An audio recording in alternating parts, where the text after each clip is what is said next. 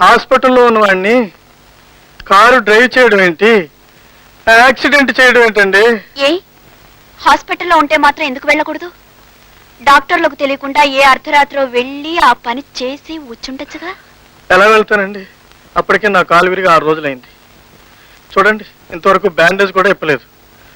ఈ కాలుతో డ్రైవింగ్ చేయడానికి వీలవుతుందంటారా?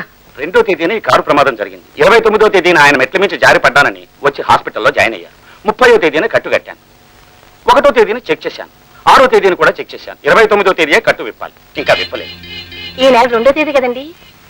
ఆ రోజు నైట్ డ్యూటీ నాకే వేశారండి. డ్యూటీ కదండి. ఆ నైట్ అంతా నేను ఆయన గదిలోనే పడుకున్నానండి. అర్ధరాత్రి 12 గంటలప్పుడండి మనం ఒకటే దగ్గేశారండి. ఏమిటా లేచి చూశానండి.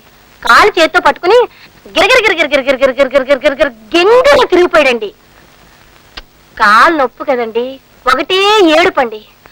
ఆ బాధ నేను చూడలేకపోయానండి. వెంటనే డాక్టర్ గారు ఫోన్ చేశానండి. ఆయన ఏదో ఇంజక్షన్ చెప్పారండి. ఆ ఇంజక్షన్ ఆయనకు పొడి చేశానండి. ఆ పొడవడం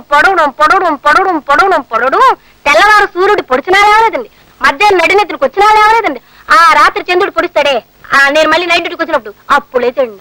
అంతవరకు బెడ్ మంచం దిగనే లేదండి.